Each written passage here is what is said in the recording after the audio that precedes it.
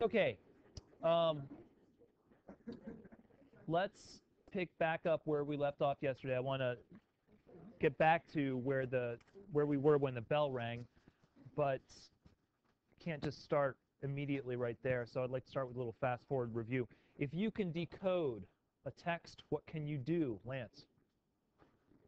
Thank you. You can read it aloud. So I'm looking for the measure of each one of these. If you have achieved basic comprehension, Alex. That's right. You can provide a simple paraphrase. If you have achieved full comprehension, Adriana. Very good.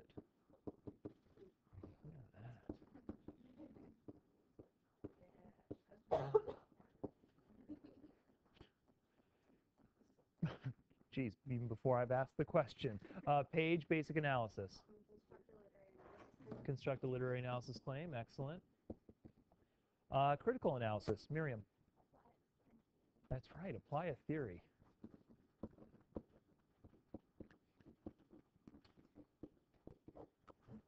Synthesis. Paulina. Connect to other developed ideas. That's right. Connect to another idea. I do want to emphasize with this that we are not simply talking about compare contrast. Oh, this book is like this book and not like this book in this way. That's a much simpler activity. We're talking about connecting it to a developed idea. Like our example yesterday talking about female representation within Disney films.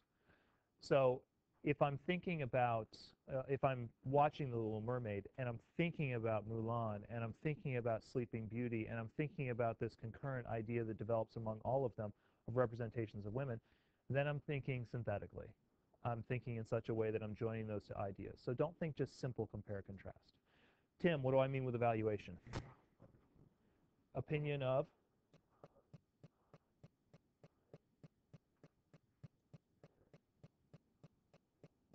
Yes. Opinion of the thing is true. Yeah. Okay, good job of reading from your notes. These are the established criteria, something falling in there. But basically, I'm saying, do you like it? Do you not like it? Is it good? Is it bad? And I use those terms intentionally, by the way. Good or bad are terms that we use to talk about the value of a piece of art, piece of communication, something like that. And they're based on the first 6 levels of understanding. Very good.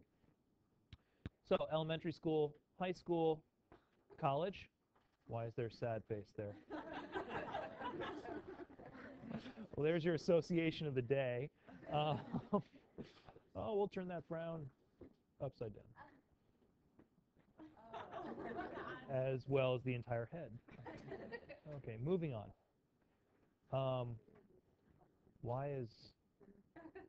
Where'd Harry Potter go?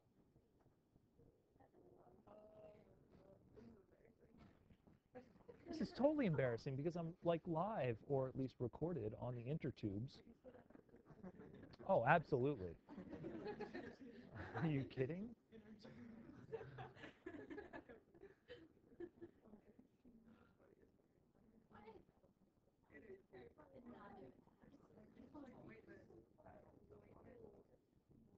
Okay, now I'm confused, but that's okay. I can eliminate this confusion in a very quick moment because I know that this one's up to date. Sorry about that. Okay, back to application to Harry Potter and the Sorcerer's Stone. Decoding, we did this because you folks were able to read it out loud, and Catherine did a wonderful job of reciting this. Basic comprehension, what was the basic happening here? Blake, what was basically going on in this? Excellent. Blake has just provided a simple paraphrase that shows that she's mastered level 2. We talked about full comprehension. What references did we need to focus on? You're on. Keep going. Quidditch, Slytherins, broomsticks, lionfish. One more. Seeker, that's correct. A number of assumptions that Rowling makes that we may not understand. Now, many of you have read Harry Potter, so you know, well, Mr. Clarkson, all those things are explained in the book. Yes, this is not the perfect example. The perfect example, as we discussed yesterday, is thinking about reading Friday Night Lights if you were a Chinese person 200 years ago. And that would be extraordinarily confusing because of cultural differences and time differences and so on. Basic analysis, what did we determine our literary analysis claim was for this? Oh, come on, somebody's got it. Logan, what's the literary analysis claim for this?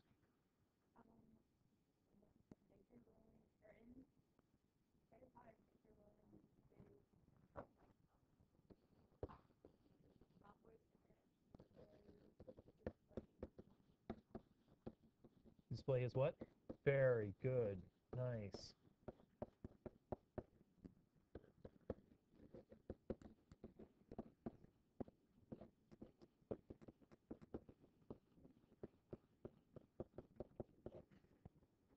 Nicely done. And remember, once you've moved from level 3 to level 4, you're not talking about what's happening in the text. You're talking about the author's intention, style, what the author is doing. And it's the 3-4 break that I spend so much time trying to shepherd honors sophomores and just regular sophomores through as well. That's one of the developmental lines that I focus on a lot. But now that you guys have done that so well in first semester, thinking about author and author intention, we're going to start, we'll continue to reinforce that. Start to look ahead a little bit. Critical analysis. Those of you who have decided to register for Mr. Moffat's AP language course will be introduced to critical theory next year a bit. And we left yesterday, so this is the point at which we slow down, talking about critical analysis. What draws our attention in this that might draw the attention of a theorist, somebody concerned with critical theory? Yeah. The no proper family.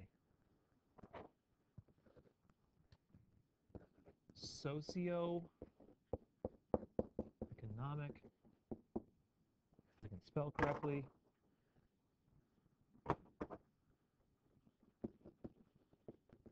conflict. Socioeconomic conflict. If you are reading a text and you are thinking about money and class,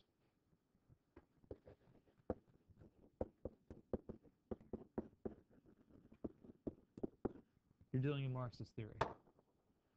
Now, before any of you think, well, I'm not a communist, so I'm not going to do that. No, no, no, no. That's not what I'm talking about. Marxist theory says that money is important. That's it.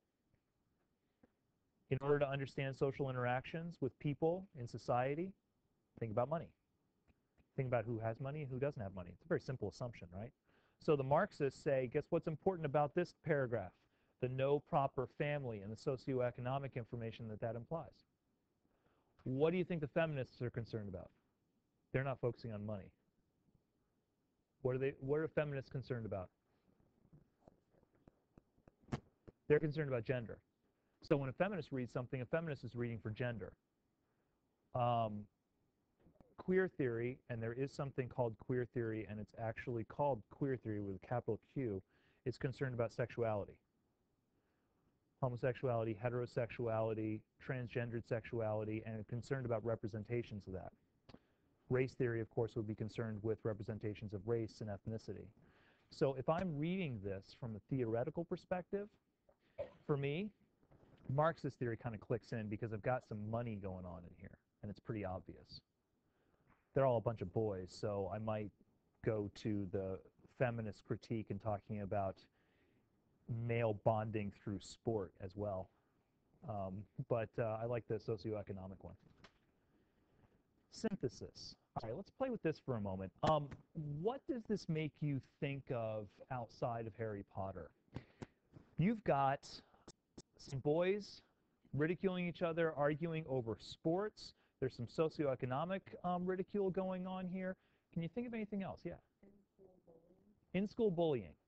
Can you think of any other representations of in-school bullying in film, literature, anything that you're familiar with? Help Blake out. Blake's got an excellent idea. We're talking about bullying. Where else do we see this? Yeah, Brianne.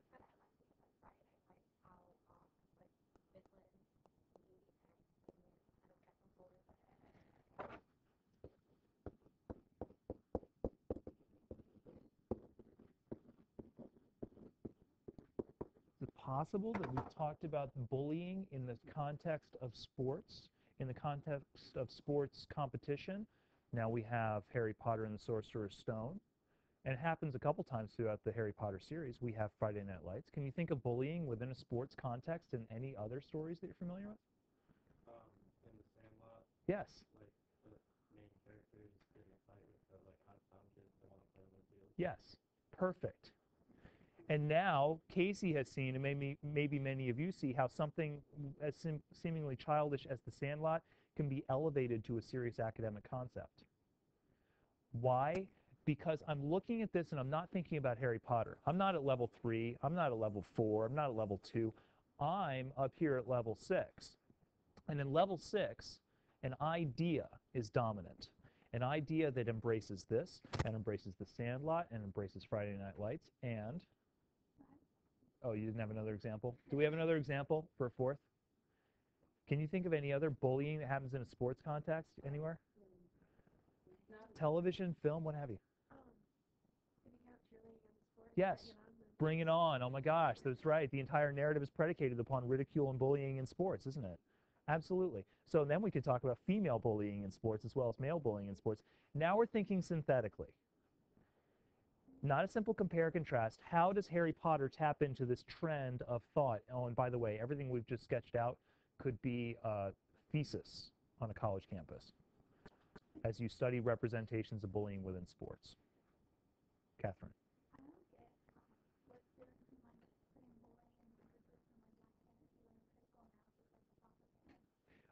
That's an excellent point. So because the critical analysis stays only with Harry Potter.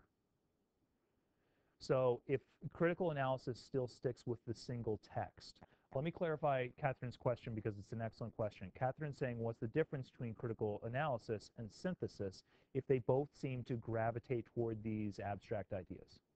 Because synthesis draws not only Harry Potter, but makes comparisons with these ideas to other texts as well.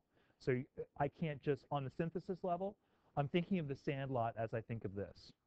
On the synthesis level, I'm thinking of the Sandlot and Friday Night Lights and Bring It On all together as I think about this, and all of these are running around in my brain with this idea. However, on critical theory, I'm only looking at this. Does that make sense? Okay, so it's a difference in focus, and since the synthesis focus is wider reaching, it's a more advanced level of critical understanding. Do we like this or not? Why?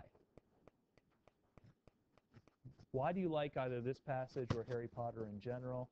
Alex is shaking his head no. I'm sure there's some people who don't like Harry Potter or this. In fact, in third period, the feedback was negatively critical. Blake, you're saying yes. Why do you like it? Why?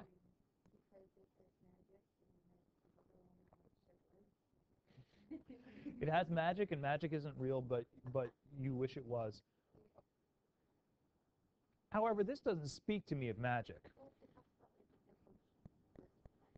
Yeah, but what was your basic comprehension paraphrase of this? What did it focus on? It didn't focus on potions. What did it focus on? That's right. So it seems real life to me, doesn't it? Is it possible, Blake, that your affection from Harry Potter comes from the fact that it is a real story, but it's clothed in fantasy, and the fantasy keeps you interested, but the real story keeps you grounded?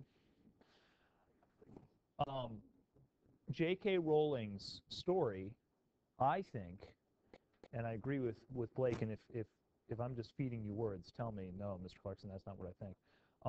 I think one of the appeals of Harry Potter is that each and every person reading it can see themselves in that world, and yet it's a fantasy world at the same time.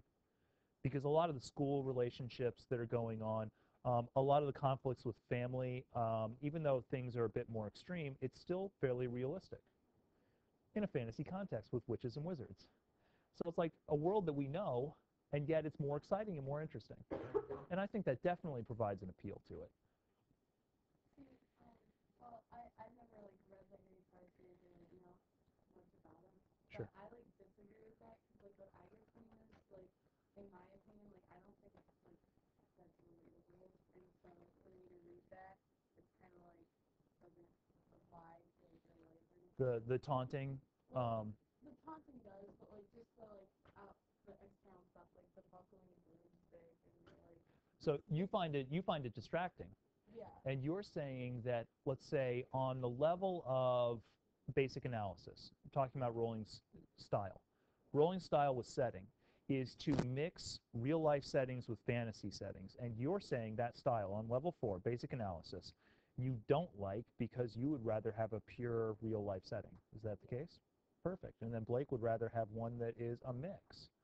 And that's a matter of taste. But the support and the point of contention is advanced thinking. So it's not a matter of Allie and Blake looking at each other and saying, Harry Potter's cool. No, it's not stupid. It's cool. No, it's stupid. We're not doing that. They actually have an advanced and sophisticated argument. And they can have their opinions all they want. Did I see another hand? Was there a question? Let's leave Harry. Much to Blake's dismay and Allie's delight, let's move into the land of Greek tragedy.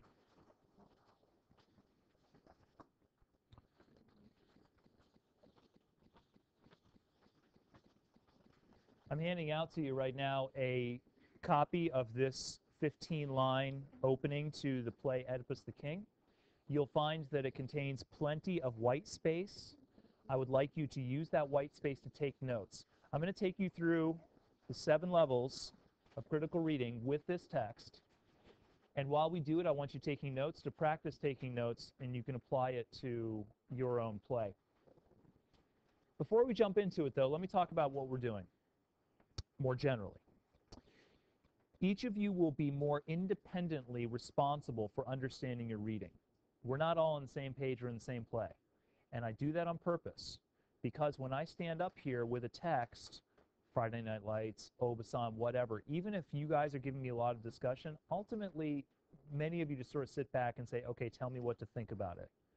Tell me what to read about it. Tell me how to deal with it. I'm intentionally taking that security away from you. I'm throwing you into a play that you must read to a large extent on your own and not really have the benefit of me as much to help you out. But I don't want to totally remove you from that benefit, so we have Oedipus the King. Oedipus the King will be our central text.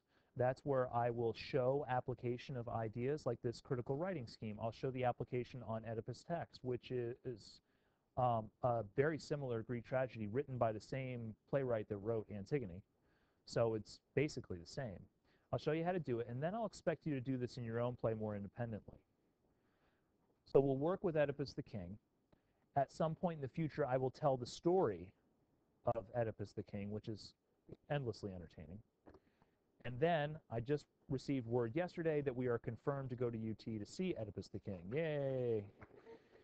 Special presentation just for us on Friday, February 24th. Any of you who are speaking to your parents about that, I will have paperwork either tomorrow or at the latest Monday detailing the trip. But it is Friday, February 24th. We will be spending the morning watching Oedipus the King. So that's our central text. And that's what I'd like to do today, is work on Oedipus the King. By the way, sometimes, yeah, Brianne. After this lesson, I expect that you now have the tools necessary to read it, and then I'll expect you to start reading it. Yep. Did anybody actually write that down? When am I assigning for you to finish your play? It's like 2 or 3 weeks from now. It's on the website. It's on the website, so check that out. Would anyone like to decode this? Oh, jeez. Yeah, that's the point. Tyler, you get to read it. Read it loudly and clearly, please. My children, latest generation born in cabinets, why are you sitting here with great sticks and supplication to me, while the city filled with incense, chants, and cries of pain?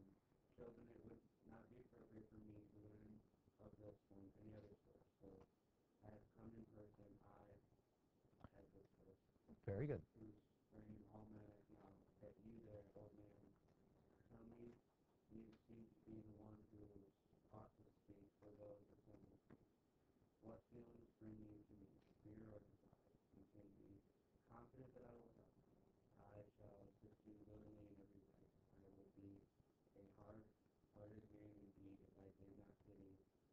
slaves. Excellent. So Tyler has achieved mastery of level 1, decoding. He's able to read through the entire thing proficiently. Let's move to basic comprehension. Would somebody like to provide me with a basic paraphrase of what's going on? Yeah, Lance, go ahead.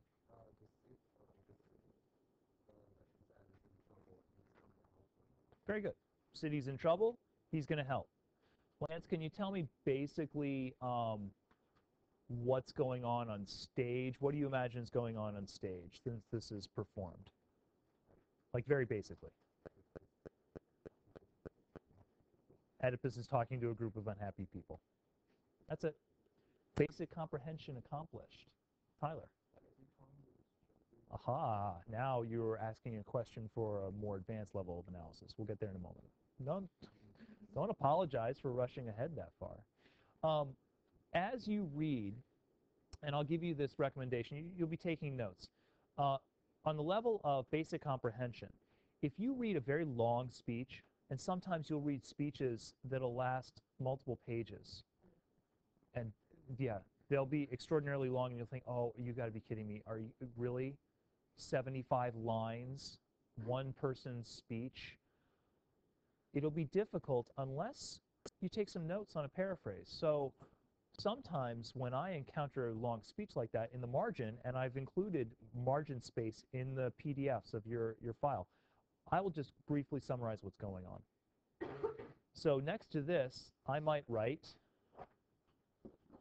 Ed asks what's up, sad guys. Good enough for me. And then the next speech, sad guy says, this is what's up. And then the next speech, Oedipus says, okay, I'll do this. That way when I'm reading through, I have notes on what's going on. It'll help you not only chart, but help you remember what's going on. Full comprehension. This is a Greek play written 2,500 years ago. Sophocles assumed that his audience understood certain facts about Greek culture 2,500 years ago.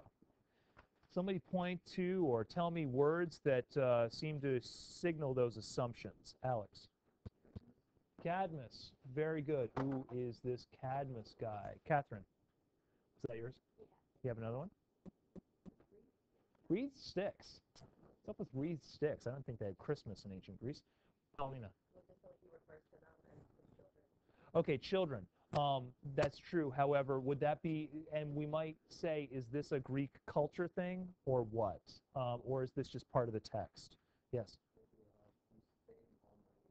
Whose fame all men acknowledge. The audience of Oedipus the King knew who Oedipus was before watching the play. So what fame are they talking about? Is there anything else on there? The only other bit that I might circle, incense and chants. Why are the people chanting and why are they burning incense? So some of this you might just be able to determine from context clues. You don't know who Cadmus is unless you look it up. Anybody know who Cadmus is?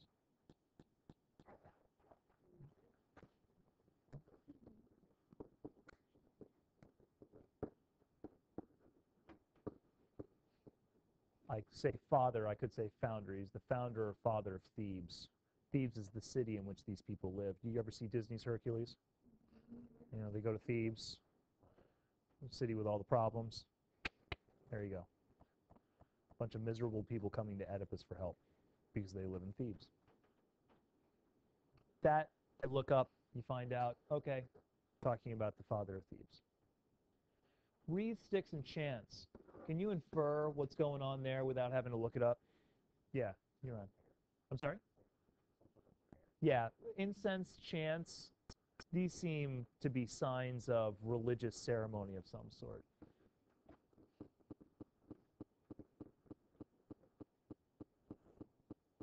Does anybody know what super cool thing Oedipus did in Greek myth? I know, it was super cool. Oedipus solved the riddle of the Sphinx. if you're familiar with the riddle of the Sphinx, and we don't need to talk about it because I will give the full story of Oedipus and Oedipus the King, but he solved the riddle of the Sphinx, which is a famous riddle. He's the guy that figured it out.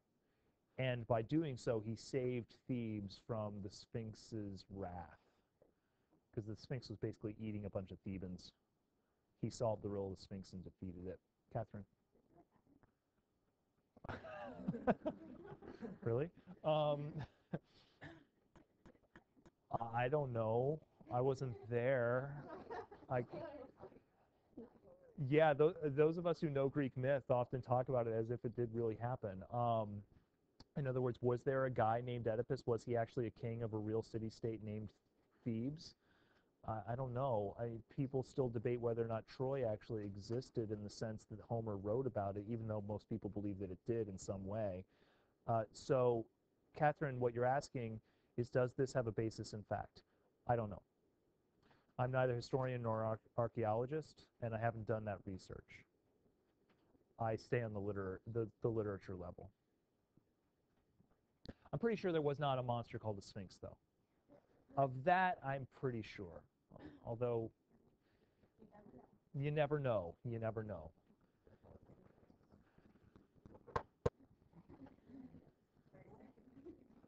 Okay. Yeah. You know how you said it would be like a religious ceremony for the incense and the chants? Yes. Why are the people crying out in pain? To whom would the people cry out in pain? The gods. And, oh, and go ahead. I thought like riots when I saw incense chants and pain, and I was like, Nope, they're a more organized group. They are sort of moving in unison. In fact, this would have been acted out almost as a dance. And they're moving in unison to confront him and ask for assistance. But since, and Autumn, here's an extension question. Since they are acting as suppliants, that means beggars, suppliants to a god or gods, what does that make Oedipus? King and almost god on earth. They're treating him like a god. They are in religious observance, incense, wreaths, sticks, chants, and to whom do they go? Not to their local temple to pray to Zeus, or in this case it would be Apollo, but to Oedipus. Oedipus is a little arrogant at times, and you wonder why. He solved that Sphinx thing, and so he's like, hey, I'm cool. He was made king for that, too.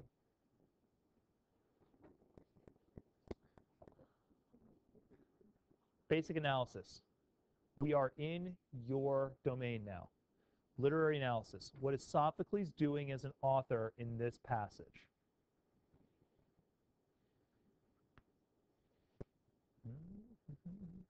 Alex? Sophocles.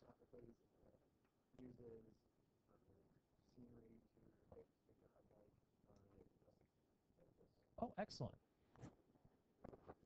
I like where you're going, Alex, and so I'm going to change your language just a little bit, but I'm going to keep your ideas.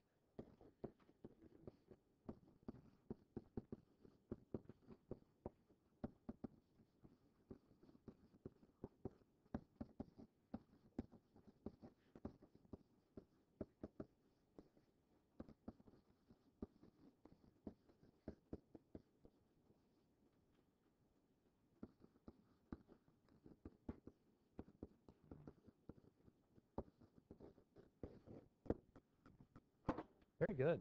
I like that. And we could take a look for a pattern throughout the play to see if religious imagery occurs several times over. And Sophocles likes his patterns. So if he's doing something in one place, chances are really good that he's doing it in another place as well. This is basic analysis. Well done. Somebody have another one? You're on. You had your hand up. Were you going to go with the same sort of thing? Okay. It's a small passage, so. What seems interesting?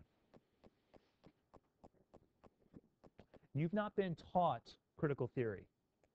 Next year, you will be taught some critical theory, and you'll sort of try it on for size and play around with it. This year, you will see some other people applying critical theory. But just in the brief conversations we've had, what seems interesting? You're on? Okay, the hierarchy of power. Excellent. So we have obviously a monarchy with the people reporting to a king. Okay, so that's a basic fact. Not quite there yet, but we're on the trail. Blake. The people Treating him like he's almost a god. Interesting also. So we're talking about power. We're talking about governance. Lance. Yes. That's true. So we could be talking about money and social class. We could be talking about Oedipus being a representation of the wealthy and the people being a representation of the poor. And we could be talking about many societies in which the rich rule the poor, where your leaders are not average people, they're super wealthy people. However, I don't see any references to money.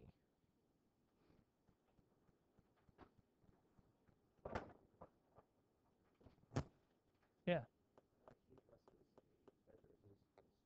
Okay, he does. Therefore, that would make him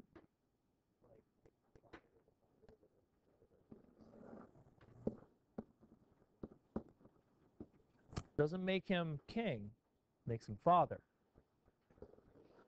Cadmus is an old dead dude. He was also a father. No. Actually, there's lineage. There are generations between Cadmus and Oedipus, but they are related. What type of government is this? It is a monarchy, but now I'm a feminist. What type of government or organization is this? Oh, that is true. It's a hereditary monarchy, but we could further specify it to make the feminists stand up and take notice. Tim. It's patriarchal society.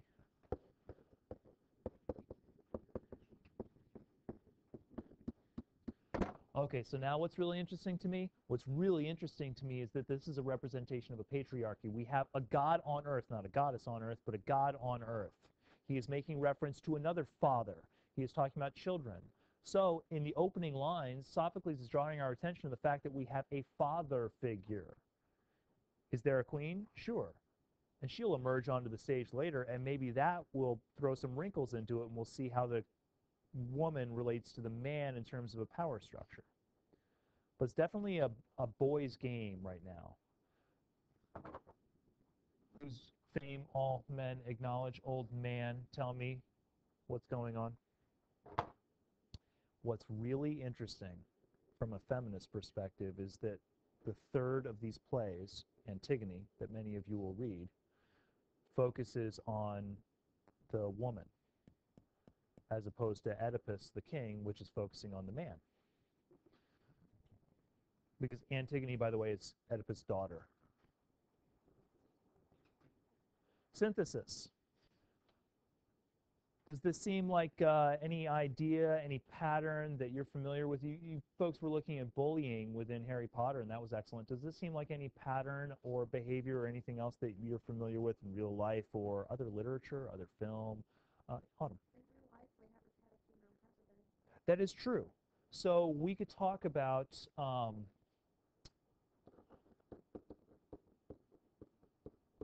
hierarchy, we could talk about patriarchy, we could basically, and this is probably why Catherine asked the question earlier about the difference, we could take the critical analysis and extend it to synthesis and talk about male representations of power. Autumn, can you think about another text, and by text I mean literature, film, television, any narrative, that would also represent and explore a strong single male power figure? If you think about Hercules, Zeus is like the leader. I like it. Zeus in Hercules. What else? We could probably stick in Disney for a while and the Lion King, folks, in the title. Yeah. Okay. Excellent. Caesar and Gladiator or any other sorts of Roman epics. Any other stories that seem to examine the nature of male power? Yeah, I like that. And we could even look at Morgan Freeman's work as president in Deep Impact also. Yeah, Morgan Freeman's an interesting representation of a male authority figure when he has power, either as president or as God. I'm sorry? Okay. We're building an idea from our critical analysis level, but now we're on the synthesis level to talk about how, well, maybe Greek, maybe plays, maybe ancient literature does this a lot. Or maybe we could just talk about how in Western society we have a focus on male power endowed in a figurehead like a king. I don't know, but we're thinking synthetically. And we can go in a lot of different directions. That's, by the way, when the world just opens up. When we're no longer just thinking about the book itself in front of us, but we start thinking about everything and drawing it together.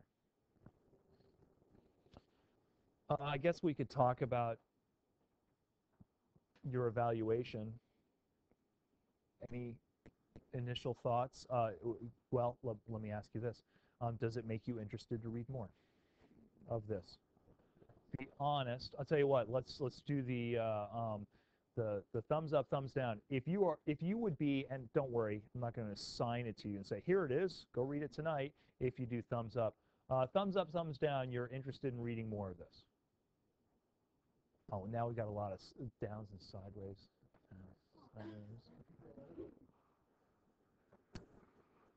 Sheridan, why not? Boring. Okay, so you've made an evaluation that something is boring, and you know I'm not going to let you just end it there. So explain why.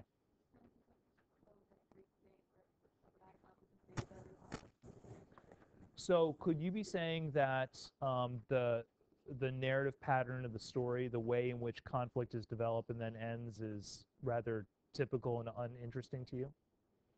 Okay, good. You're on. That just seems like an interesting character, but like from what you said about selling physical, he seems like really intelligent, really powerful, but at the same time, he seems really fixated, like Oedipus, whose fame all men acknowledge, stuff like that. So he seems like an interesting guy.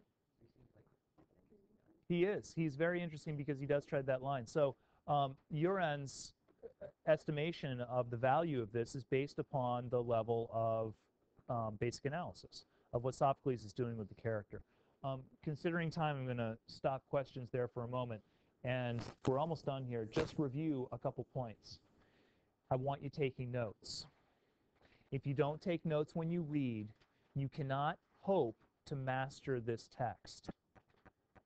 And when you take notes, you should take notes based upon the activities that we've done over the last couple days. And here are some reminders. Number one, circle all references that confuse you. Some of them you should look up. Some of them you can determine from context clues. Paraphrase long speeches or discussions in a few sentences, like we were doing. And then you might want to keep notes on basic analysis. Wow, here Oedipus is acting like a jerk. Here he's acting really mercifully. Round characterization. Okay. Casey had a question. Do I get extra credit if I say shouldn't say so? No. Must take notes as you read, challenging text, and those notes must work for you. Circle all references. Oh, that confused you. Very good. Thank you. So make sure that you're taking notes. That is true. Make sure you're taking notes on those levels. And at this point, you should be reading your play. Check out the website if you want to learn when you must read it, when you must finish it.